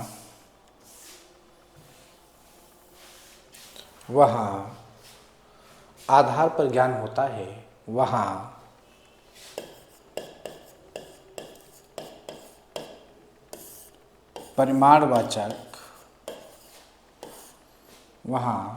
परिमाणवाचक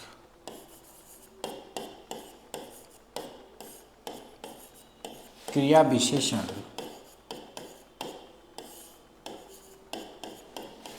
शब्द होता है। वे अव्यय शब्द जो किसी क्रिया की विशेषता, माप तोल या मात्रा के आधार पर ज्ञान होता है, वहाँ परिमाणवाचक क्रिया विशेषण शब्द होता है। अब देखिए इसमें कौन कौन से उदाहरण आएंगे। माप तोल मात्रा की बात की गई, माप तोल मात्रा की बात की जाती है, जिसमें मात्रा की बात होती है वहीं आपका परिमाण होता है। समझ में बात आ रही है। अब ये मात्रा, जैसे एक अच्छा परिमाण होता है, एक आपका परिणाम भी होता है। ध्यान रखिएगा, परिणाम समरूप भिन्नार्थक शब्द जब चैप्टर हम पढ़ाएंगे तो उसमें आप देखेंगे परिमाण और परिणाम दोनों में अंतर है। परिणाम होता है नतीजा, रिजल्ट, परिणाम होता है नतीजा, और परिमाण होती है मात्रा। तो यहाँ जो बात हो रही है परिमाण की हो रही है। जैसे आपका प्रश्न दिया जाए, सुरेश, एक प्रश्न है, सुरेश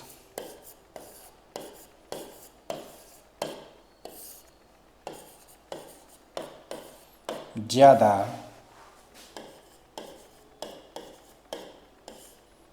खाता है,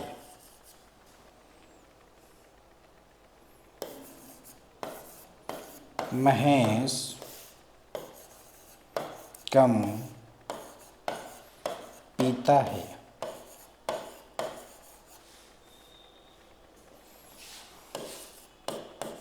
शराबी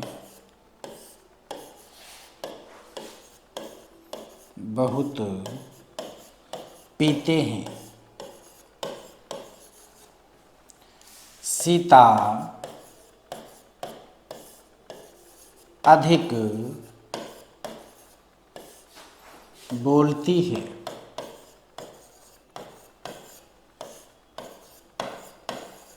सीता अधिक बोलती है। अब आप देखेंगे यहाँ जो मैंने शब्द लिखे हैं, रमेश ज़्यादा खाता है, तो ज़्यादा खाता है तो ज़्यादा क्या है, एक मात्रा है। बात को समझ रहे हो?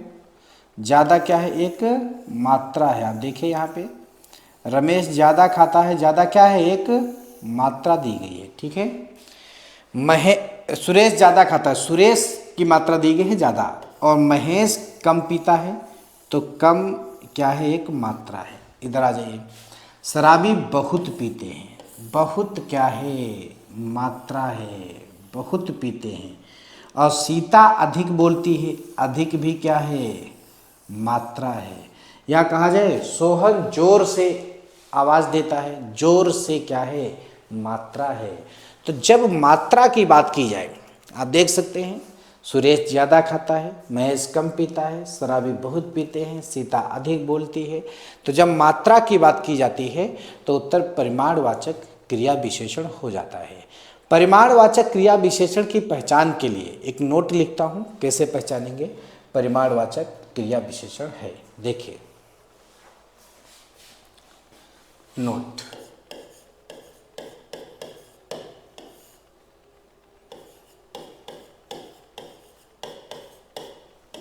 परिमाणवाचक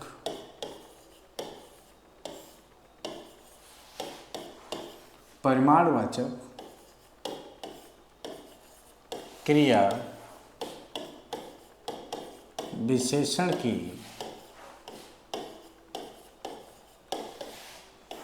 पहचान के लिए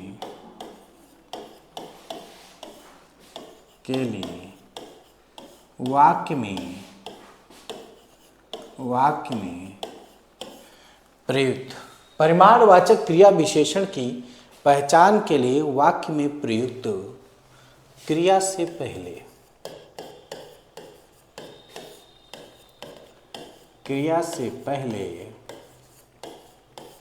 वाक्य में प्रयुक्त क्रिया से पहले कितना, कितनी, कितने के द्वारा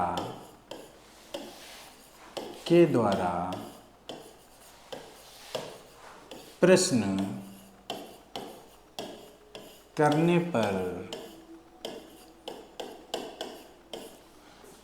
पर उत्तर में मात्रा का ज्ञान होता है। ठीक है। देखिए क्या कहा गया कि परिमाणवाचक क्रिया विशेषण की पहचान के लिए वाक्य में प्रयुक्त क्रिया से पहले, परिमाणवाचक क्रिया विशेषण की पहचान के लिए वाक्य में प्रयुक्त क्रिया से पहले, यहां आएंगे क्रिया से पहले कितना, कितनी, कितने, तीन शब्द बताएंगे। कितना, कितनी, कितने, ये ध्यान रखिएगा। कितना, कितनी, कितने से प्रश्न करने पर, के द्वारा प्रश्न करने पर जो आपको उत्तर मिलेगा, उत्तर में मात्रा का ज्ञान होता है, उत्तर में मात्रा का बोध होता है, वहाँ परिमाणवाचक क्रिया विशेषण शब्द होता है, उसे कहा जाएगा। अब कैसे इसमें, जैसे मान लो अभी मैंने पीछे प्रश्न दिए हैं, वहाँ देखें आप, सुरेश ज़्यादा खाता है, एक प्रश्न कर लेते हैं यहाँ पे। सुरेश ज़्यादा खाता है, जैसे प्रश्न करेंगे कितना खाता है। ठीक है, कितना खाता है, कितना खाता है, तो उत्तर मिल जाएगा कितना खाता है। इसको सही लिख दिया जाए।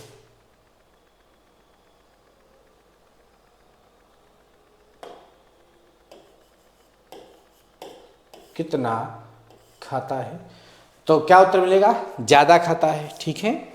कितना पीता है, प्रश्न किया मैंने, कितना पीता है, उत्तर कब मिल जाएगा? कितना पीते हैं, बहुत, बहुत। और कितना बोलती है, कितना बोलती है, अधिक। तो कितना, कितनी, कितने से प्रश्न करने पर जो आपको उत्तर मिलेगा उसमें मात्रा की बात होती है। ठीक है।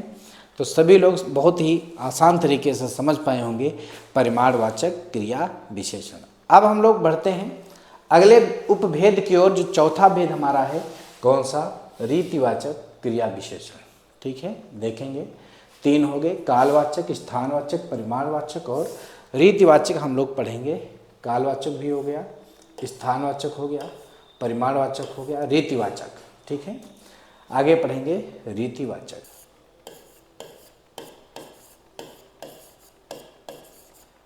रीतिवाचक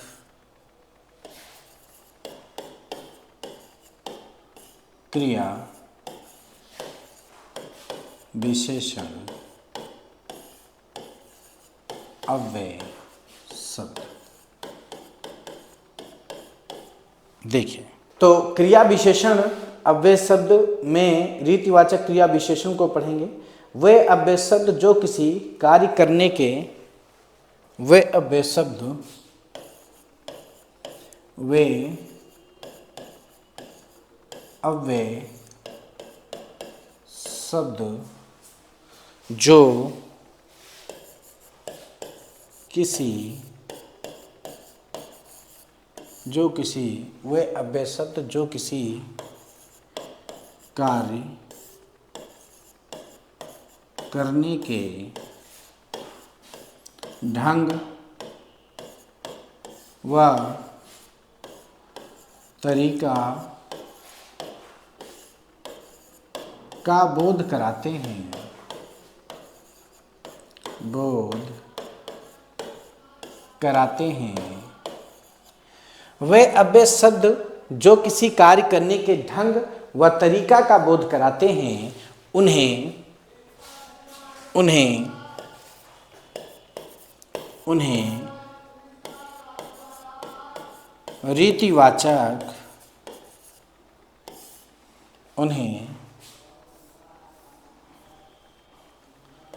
रीतिवाचक, उन्हें रीतिवाचक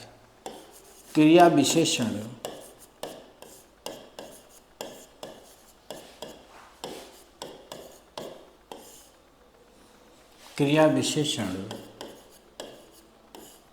अव्यय शब्द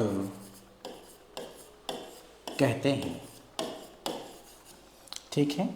वे अव्यय शब्द जो किसी कार्य के करने के ढंग व तरीका का बोध कराते हैं, उन्हें क्या कहते हैं? उन्हें रीतिवाचक क्रिया विशेषण अव्यय शब्द कहते हैं। जैसे यहाँ पे मैं कुछ उदाहरण लिख रहा हूँ, समझने का प्रयास करिए। जैसे चेतक घोड़ा तेज दौड़ता है। जैसे चेतक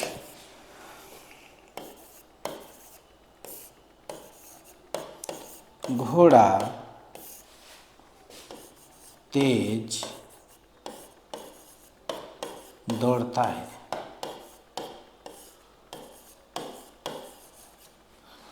चेतक घोड़ा तेज दौड़ता है। दूसरा जिसे दिया गया, महेश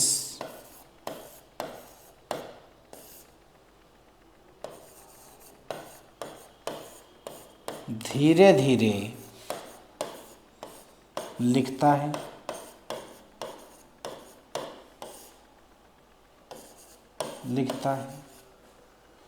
सुरेश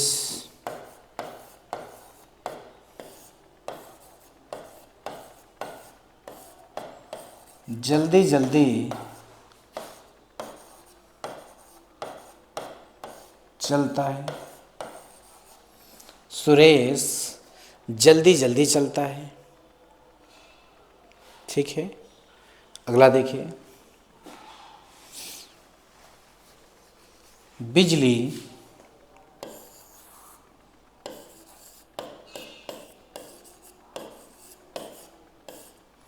बिजली अचानक चली गई। बिजली अचानक चली गई। रामू यकायक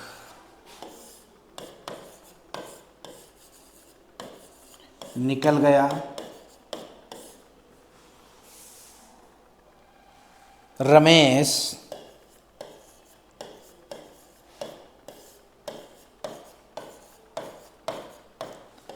सहसा आ गया।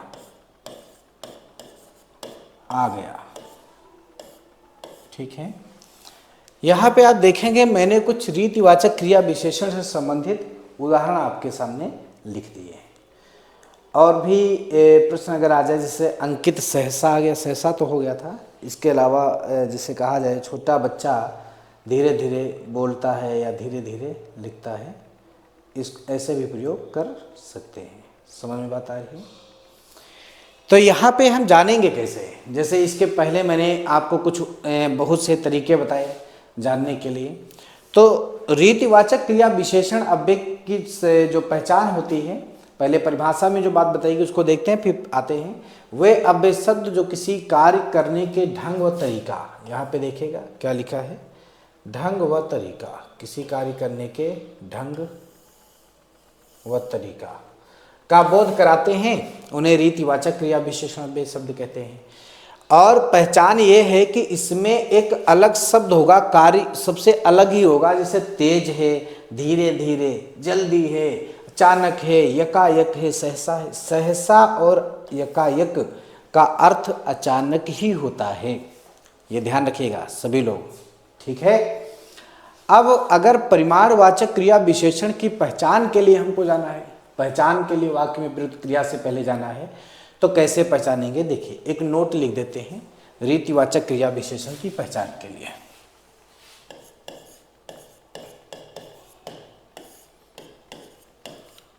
रीतिवाचक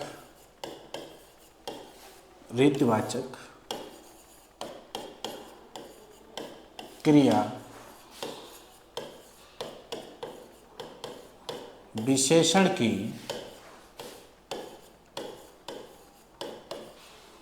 पहचान। रीतिवाचक क्रिया विशेषण की पहचान के लिए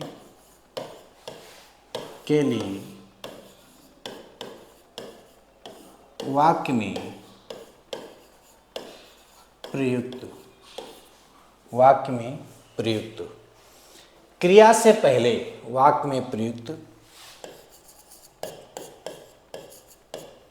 क्रिया से पहले कैसे के द्वारा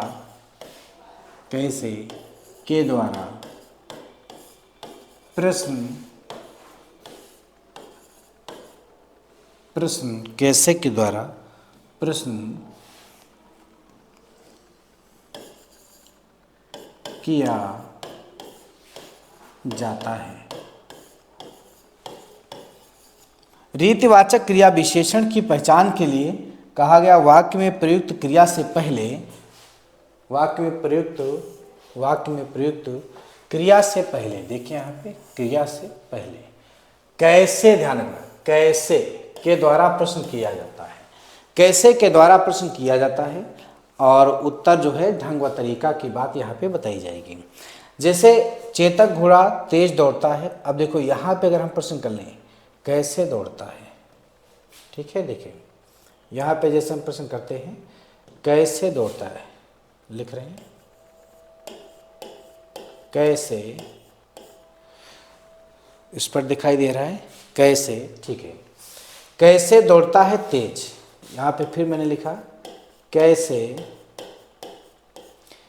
लिखता है धीरे धीरे,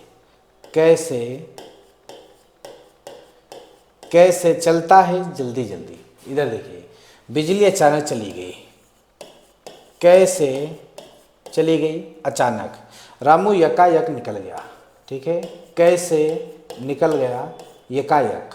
और रमेश सहसा आ गया, कैसे कैसे आ गया सहसा आ गया। तो आप देखेंगे सब में मैंने कैसे से प्रश्न किया और कैसे से प्रश्न करने पे जो आपको उत्तर मिला है वह उत्तर किसी कार्य करने के ढंग व तरीका का बोध करा रहा है, ठीक है। तो ये पॉइंट आप नोट रखेंगे सभी लोग कि रीतिवाचक क्रिया विशेषण की पहचान के लिए वाक्य में प्रयुक्त क्रिया से पहले कैसे के द्वारा प्रश्न किया जाता है और जो भी उत्तर आएगा किसी कार्य करने के ढंग व तरीका की बात बताई जाएगी। तो आज हम आप लोगों को यहीं तक पढ़ाना चाहेंगे क्योंकि अगला जो पार्ट है संबंध बोधक अव्यय, संबंध बोधक अव्यय, उसकी चर्चा अगले पार्ट में करना चाहते हैं। या इसमें जो मैंने 4 भेद आपको बताए थे, देखिए पीछे आते हैं। ये तो मैंने सिर्फ एक ही भेद पढ़ा है, क्रिया विशेषण अव्यय के 4 उपभेद जो थे उसे हम लोगों ने पढ़ा है। सभी प्रकार के अव्यय शब्द निम्नलिखित में से पीछे आ रहे हैं, ठीक है। देखिए यहाँ पे आप देखेंगे कि जो आविकारी शब्द हम लोगों ने शुरुआत की थी, विकारी और आविकारी, आविकारी के विषय में हमने आपको बताया था। ये देखिए सभी प्रकार के अव्यय शब्द आविकारी शब्द कहलाते हैं। तो अव्यय के मुख्यतः जो 4 भेद थे, क्रिया विशेषण, संबंध बोधक, समुच्चय बोधक, विस्मयादि बोधक, तो उसमें हम लोग अभी जो आज पढ़े हैं वो क्रिया विशेषण अव्यय को पढ़ा है यहाँ पे, ठीक है। और इस क्रिया विशेषण अव्यय के 4 जो उपभेद थे उसे हम लोगों ने पढ़ लिया, कालवाचक, स्थानवाचक, परिमाणवाचक, रीतिवाचक। अब जब अगली क्लास होगी तब आप लोगों को मैं संबंध बोधक अव्यय से पढ़ाऊंगा, उसके बाद समुच्चय बोधक अव्यय, उसके बाद विस्मयादि बोधक अव्यय लेकर के पार्ट आऊँगा। और इसके अलावा जो इससे आगे बचे हुए शब्द हैं उसकी भी चर्चा की जाएगी। तो आप लोग जितना मैंने पढ़ाया है इसे पढ़िए ध्यान से और मेहनत करते रहो सभी लोग। और अगली क्लास में आपको संबंध बोधक अव्यय की चर्चा मैं करूँगा और उस पार्ट को आप लोग समझिएगा, ठीक है। तो आज हम आप लोगों को यहीं तक पढ़ाएंगे। अगली क्लास में हेडिंग लिख देते हैं, संबंध बोधक अव्यय की चर्चा की जाएगी, ठीक है। संबंध बोधक अव्यय, संबंध बोधक अव्यय, ठीक है। अगली क्लास में संबंध बोधक अव्यय से हम लोग पढ़ेंगे। तब तक आप सभी लोग मेहनत करते रहो, पढ़ते रहो। और अगली क्लास बहुत ही जल्द लेकर आ रहे हैं। अगर कहीं पर आपको जैसे आप पढ़ रहे हो, लिख रहे हो, कोई दिक्कत हो रही है तो आप कमेंट में बता दीजिएगा, अब हम देख लिया करेंगे। और मेहनत करते रहो। जितने भी व्याकरण से संबंधित आपको आसान तरीके होंगे, मैं एक से एक आपको आसान तरीके बताऊंगा, ट्रिक बताऊंगा, ताकि व्याकरण का शाब्दिक अर्थ ही होता है भली भांति समझना। व्याकरण का जब आप खंडन करेंगे तो वी प्लस बड़ा आ प्लस करण बनेगा व्याकरण, जिसका शाब्दिक अर्थ होता है भली भांति समझना। तो ये हमको समझना है, रटना नहीं है। और मैं आपको एक से एक आसान तरीके बताऊंगा। तब तक आप सभी लोग मेहनत करते रहिए, पढ़ते रहिए, ठीक है। धन्यवाद।